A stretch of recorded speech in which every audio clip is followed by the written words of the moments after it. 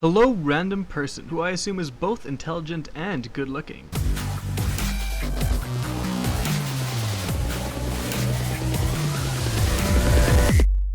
What is up, guys? Rickackis here with a gold class guide for the Geth Juggernaut in Mass Effect 3.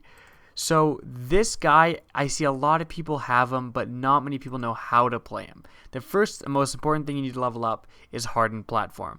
The first thing I like to do is level up melee damage. Durability, you can if you want to, but I really like to be able to kill guys. Next, I go for shield recharge over speed boost. Speed boost is useful, but shield recharge will increase your survivability. Lastly, definitely squad command isn't good enough. Power transfer is gonna just help you live so much longer. Next important thing is Siege Pulse. A lot of people use this as a weapon. I don't. I do upgrade damage in case I do decide to shoot it, but this is where the class comes together. Damage protection. The most important thing you're going to pick with this guy is damage protection. Then pick number of shots. We'll increase it by 1 and give you 4. Essentially, you're treating your Siege Pulse like tech armor, and you'll end up with 40% damage protection, which will help your survivability just incredibly. It will help so much. Next, Hex Shield. I like to choose Pulse. Shield Strength is totally a viable option if you don't like Pulse. Pulse doesn't even do that much damage, but it does do damage. Next, Shock. I would recommend this wholeheartedly because of the electrical effect. Lastly, Large Shield. I like Large Shield. It protects you and your teammates. Remember that they can shoot through it though, so don't block their shots, but do protect them. And lastly, I ignore Geth Turret and go with Geth Juggernaut. I level it up all for weapons, and I'm going to explain why in a bit. You could, I guess, level up Geth Turret, but in this build I'm recommended definitely level up the Geth Juggernaut for weapon damage, so you can actually be doing damage with your weapon. Now, for your actual weapon, it doesn't necessarily matter too much which one you use. I would recommend the Rieger Carbine, but it's actually not about the weapon, it's about the attachment. As you can see, the Shotgun Omni Blade 5, 50% more melee damage. That is insane, you guys. Now, I realize that not everyone has that.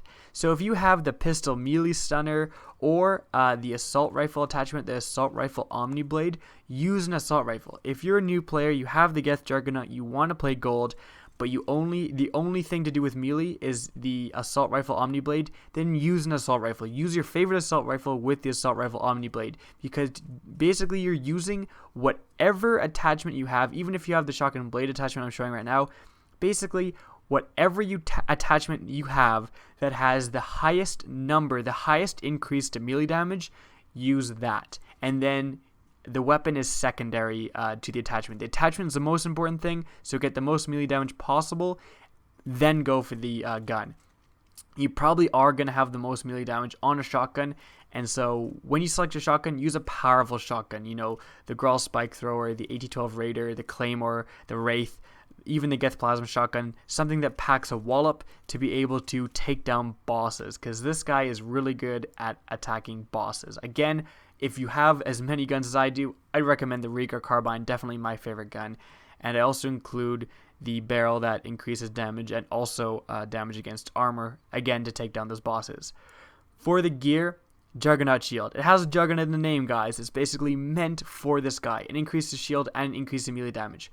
Again, if you don't have it though, something like a Shotgun Amp may be good, but the Stronghold package, a lot of people kind of neglect Stronghold package or something else to do with shields, but a lot of times you can get your, as you can see, shields plus 20%. I have over 4,000 shields, so that means I'm getting over 800 shields just by a gear. That's like adding on an extra guy. Now for the equipment, Strength Enhancer, if you have it, definitely put it on. The gameplay that I'm playing, I don't have it on. Put incendiary rounds on, put something on to increase your gun damage, just because why not? You're playing gold or platinum. I want to say that the stuff I'm putting on, I'm never going to put the 4s on. As you can see, the 4s are insane. Not all of you watching this video are going to have Incendiary Ammo 4 that has a 50% damage increase. So it's really, I kind of don't necessarily like a lot of the commentaries where it shows someone go into a game and they have, you know, they're like, oh, this guy's amazing. Also, I'm using Warp Ammo 4, which has 60% more damage increase, and I have the modulator 4, so I have 50% more power damage. And then you watch their guy, and their guy is of course incredible, but then if you try to replicate it, you don't have the same gear as them. So for all of these commentaries, I'm going to be using the max gear I'm going to be using is 3. That's the max number I'm going to go to, because I know that it's likely that you guys have gear 3s. It's not as likely that you guys have gear 4s. So when you get into the game, as you can see, I did search for random, so it's unknown gold. And lucky me, I got into collectors on Firebase Hazard. Firebase Giant Hazard. So you're going to see me. I definitely do get down. I get down. You can see when I verse collectors, one of the main things and one of the most annoying things about collectors is that the Praetorians can smack you and it'll stun you and you won't be able to do anything. And one of my deaths is just me getting smacked over and over again by this stupid Praetorian until I literally can't do anything. I can't press B to melee. I can't do anything, and I just die. And it's just one of those things. In the end, though, I don't use that much equipment to finish this gold. Definitely. And another thing to consider, all of these classes I'm going to show you, I search for pub games. A lot of commentators, and I really don't want to seem like I'm ousting people, but a lot of commentators that do Mass Effect is, again, they'll have, Warp Rounds 4, and then they'll be playing with a custom lobby of their friends. And it's, if you can get 4 of your friends together, that's awesome. You can coordinate guys. It's so much better. It is a whole different game when you're searching pub lobbies. You don't know what people are going to have. You don't know if they're good or bad. And you want classes that are going to be able to handle any scenario. And that's what I aim to bring you with these classes is, with this class, you just search for a pub game. No matter what enemy you're playing, you can get through the game and do pretty well with it. So, more about the build, though, is, again, I see a lot of guys using the Geth Juggernaut as a weapons platform. And you shouldn't be doing that, because the Geth Juggernaut, although it can carry very heavy weapons, it doesn't get a movement speed penalty from using the Geth Spitfire if you do have it.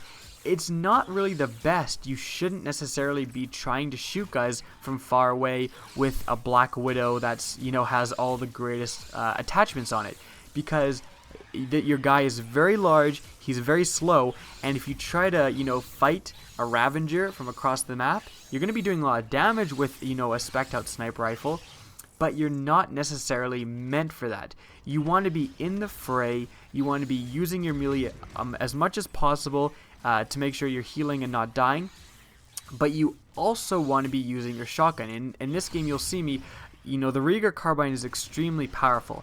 And what I'll do is I'll melee a guy to make sure I'm alive, I'm sucking his health out, I'm staying alive, and then, every once in a while, when he gets through my shield, or I'll step through my shield to shoot some rounds at him through my Rieger carbine, and I'll take, 3 or 4 of his armor down right away. And this is the same thing if you're using the Claymore or another shotgun. It's a really good strategy because your melee doesn't do that much damage. Now, in this game, I will say, I am not using a strength enhancer, and the reason being is because if you're watching this commentary, you probably don't have the Shotgun Omniblade 5 to add 50%. Like, if you're watching, how to be better on Mass Effect, again, you probably don't have the best attachments in the game. So I think it's unfair of me to put, 50% extra melee damage just in an attachment, and then use a strength enhancer, and then go into a game and say, oh, look how amazing my guy is. So I want to make this a little bit more reasonable and show what you guys are probably going to be experiencing. So again, I use just a shotgun amp instead of the melee enhancer. I definitely would recommend, if you guys play this guy, use a melee enhancer. You're playing gold. Again, this guy can totally be transferred. This build, any of these builds can be transferred into platinum. All you need to do is just put on a little bit better gear maybe, and bring a friend in so you can coordinate some activities. But how you should be playing this guy, again, going back to that, is your guy is a great distraction.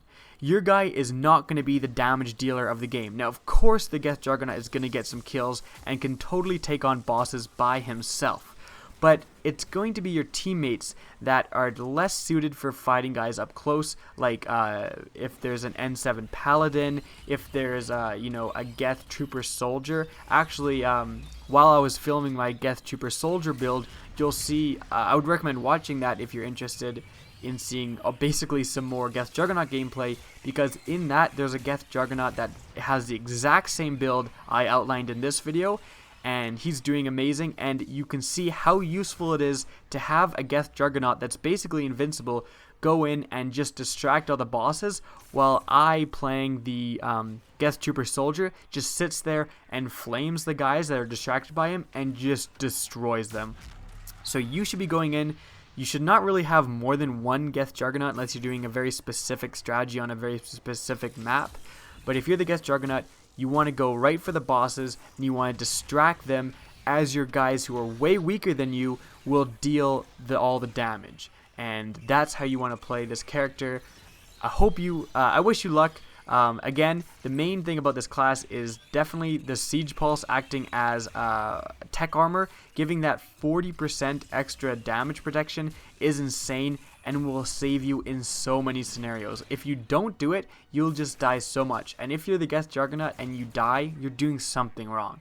Hope you enjoyed this gameplay. Remember to rate, comment, and subscribe. As always, have a good day.